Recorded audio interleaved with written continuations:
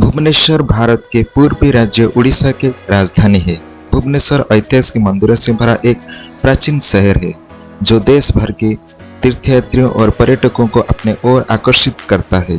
भुवनेश्वर शहर के नाम का शब्दार्थ अर्थ है ब्रह्मांड का भगवान, जो यहाँ मंदिरों की संख्या और इसके स्थानीय लोगों के धार्मिक उत्साह को दर्शाती है। भुवनेश्वर अपने मंदिरों के कारण उड़ीसा में ही नहीं बल्कि पूरे भारत में प्रसिद्ध है, जिसमें लिंगराज मंदिर यहाँ का सबसे लोकप्रिय मंदिर है। भुवनेश्वर अपनी वास्तुकला और भव्य मंदिरों के लिए जाना जाता है। भुवनेश्वर उड़ीसा का सबसे बड़ा शहर तथा पूर्वी भारत का सांस्कृतिक व आर्थिक केंद्र है। भुवनेश्वर इतिहास में कलिंग राजवंश की राजधानी थी, जो आज से लगभग 2000 वर्ष पहले की मानी जाती है। जर्मन वास्तुकार ओटो कनिक्सबर्ग द्वारा डिजाइन किए गए 3 शहरों चंडीगढ़ और जमशेदपुर के साथ भुवनेश्वर भी उनमें से एक था। तो अगर आप अपने परिवार या दोस्तों के साथ कहीं घूमने जाने का प्लान बना रहे हैं तो हमारे इस वीडियो को पूरी तरह से देखें, जिससे यहाँ हम आपको भुवनेश्वर के 10 लोकप्रिय पर्यटन स्थलों के बारे में बताने जा रहे हैं। अगर आप भुवनेश्वर घूमने जा रहे हैं तो आपको यहाँ मंदिरों के साथ साथ अनेक आकर्षण स्थल देखने को मिलेंगे, जिसमें भुवनेश्वर के कुछ प्रसिद्ध मंदिर व पर्यटन स्थल शामिल हैं, जिसके बारे में हम आपको यहाँ बताने जा रहे हैं। भुवनेश्वर का प्रसिद्ध धार्मिक स्थल परशुरामेश्वर मंदिर। नागरा शैली में बना परशुरामेश्वर मंदिर भारत में सबसे पुरानी मौजूदा मंदिरों में से एक माना जाता है। यह मंदिर उड़ीसा शैली की वास्तुकला का एक अनूठा नमूना है। इस मंदिर के उत्तर पश्चिम कोने में 1000 लिंगों की मौजूदगी इस जगह को और अधिक आकर्षक बनाती है। परशुरामेश्वर मंदिर का निर्माण 7वीं और 8वीं शताब्दी के बीच किया गया था। इस मंदिर हिंदू देवता भगवान शिव को समर्पित है। मंदिर में कारीगरों की पत्थरों से मूर्तियां बनाने की अद्भुत कला देखने को मिलती है और इस मंदिर को विभिन्न हिंदू देवताओं की सबसे विभूषित नक्काशीदार मूर्तियों से सजाया गया है, जो उस युग की महिमा को दर्शाता है। भुवनेश्वर का तीर्थस्थल मुक्तेश्वर मंदिर। मुक्तेश्वर मंदिर भुवनेश्वर के सबसे प्रसिद्ध मंदिरों में से एक माना जाता है। मुक्तेश्वर मंदिर को मुक्तेश्वर देवला के नाम से भी जाना जाता है। भगवान शिव को समर्पित मुक्तेश्वर मंदिर 10वीं शताब्दी का तीर्थ मंदिर माना जाता है, जो वास्तुकला शैली की दीर्घायु का एक उत्कृष्ट उदाहरण प्रस्तुत करता है। मंदिर में प्रसिद्ध धनुष्कार प्रवेश द्वार के कारण मुक्तेश्वर मंदिर उड़ीसा के अन्य प्रमुख मंदिरों से अधिक लोकप्रिय माना जाता है। इस मंदिर का शिखरा 10.5 मीटर ऊंचा है और जो पत्थरों की नक्काशी से सजाया गया है, जो इस मंदिर को और आकर्षित बनाता है। मुक्तेश्वर मंदिर में पंचतत्व भगवान शिव जी के साथ ब्रह्मा, विष्णु, पार्वती, हनुमान और नंदी जी विराजमान है। भुवनेश्वर के प्रमुख मंदिर लिंगराज मंदिर। लिंगराज मंदिर भुवनेश्वर के सबसे प्राचीन व लोकप्रिय मंदिरों में से एक है, जो भगवान शिव को उनके हरिहर रूप में पूजा जाता है। लिंगराज मंदिर भुवनेश्वर का सबसे बड़ा आकर्षक केंद्र माना जाता है। 11वीं शताब्दी में निर्मित लिंगराज मंदिर कलिंग शैली की स्थापत्य कला का एक अद्भुत उदाहरण है, जिसे 7वीं शताब्दी में राजा जजाति केसरी द्वारा बनाया गया था। मंदिर में विष्णु जी की कई छवियां भी हैं। लिंगराज मंदिर में देवी भगवती को समर्पित एक छोटा मंदिर है। प्रांगण में उत्तर पश्चिम कोने में स्थित है। लिंगराज मंदिर अपने महाशिवरात्रि समारोह के लिए विशेष रूप से प्रसिद्ध है, जो पूरे मंदिर को फूलों, लालटेन और रोशनी से सजाया जाता है। लिंगराज मंदिर में महाशिवरात्रि के समय यहाँ श्रद्धालुओं की और अधिक संख्या देखने को मिलती है। भुवनेश्वर के दर्शनीय स्थल ब्रह्मेश्वर मंदिर। 9वीं शताब्दी में निर्मित ब्रह्मेश्वर मंदिर भुवनेश्वर के सबसे प्रसिद्ध मंदिरों में से एक है। भगवान शिव को समर्पित ब्रह्मेश्वर मंदिर को कलिंग शैली की वास्तुकला का अद्भुत उदाहरण है। ब्रह्मेश्वर मंदिर परिसर में 4 छोटे मंदिरों से घिरा एक प्रमुख मंदिर है। ब्रह्मेश्वर मंदिर पत्थरों की नक्काशीदार आकृतियों और भारतीय ज्योतिषों में 9 ग्रहों के साथ सजा हुआ है। मंदिर को टावर और विभिन्न पौराणिक देवताओं की आकृतियों से भी सजाया गया है। ब्रह्मेश्वर मंदिर में सदियों और प्रमुख हिंदू त्योहारों के दौरान आपको यहाँ एक अद्भुत नजारा देखने को मिलता है।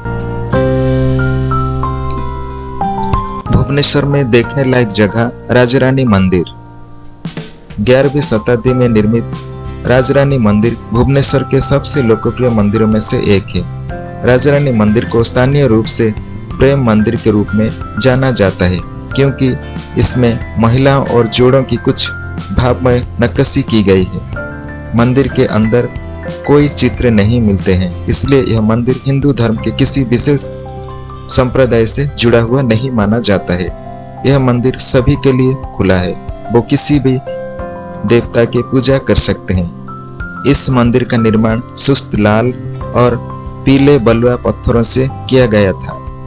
राजरानी मंदिर वर्तमान में भारतीय पुरातत्व सर्वेक्षण के देखरेख में है, इसलिए पर्यटक को मंदिर में प्रवेश करने के लिए टिकट खरीदने की आवश्यकता होती है।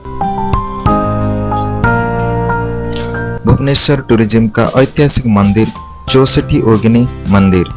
10वीं शताब्दी का प्राचीन मंदिर चौसठी योगिनी मंदिर भुवनेश्वर के प्रमुख मंदिर में से एक माना जाता है।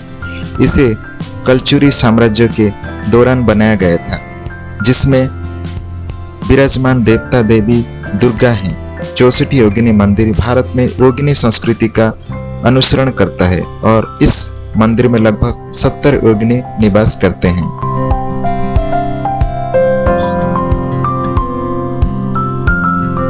भुवनेश्वर में प्रसिद्ध प्राचीन मंदिर भास्करेश्वर मंदिर। भास्करेश्वर मंदिर 7वीं शताब्दी का प्राचीन शिव मंदिर है, जिसमें 9 फीट लंबी शिवलिंग स्थापित है। मंदिर की एक अनूठी विशेषता शिवलिंग के आकार के अलावा मंदिर की वास्तुकला की भी है, जो बौद्ध स्तूप जैसा दिखता है। यह माना जाता है कि स्तूप नष्ट करने के बाद भास्करेश्वर मंदिर को बनाया गया है। धार्मिक रूप से महत्वपूर्ण भास्करेश्वर मंदिर का उल्लेख ब्रह्मलिंगम के पवित्र ग्रंथों में भी किया गया है। भुवनेश्वर की टूरिस्ट प्लेस उदयगिरी और खंडगिरी गुफाएं।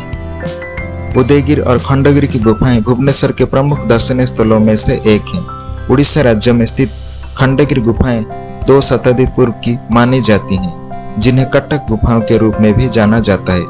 यह जगह एक महान ऐतिहासिक महत्व रखती है। उदयगिरी और खंडगिरी गुफाएं में आपको सुंदर नक्काशीदार शिलालेख और आकृतियों के साथ साथ काफी दर्शनीय जगहों को भी देखने को मिलती है। इसके आसपास कई लोकप्रिय जैन मंदिर भी बने हुए हैं। यदि आप प्रकृति के बीच कुछ शांत समय बिताना चाहते हैं तो खंडगिरी गुफाएं के पास आपको हरे भरे पार्क भी देखने को मिलते हैं। भुवनेश्वर पर्यटन में घूमने लायक जगह धौली हिल।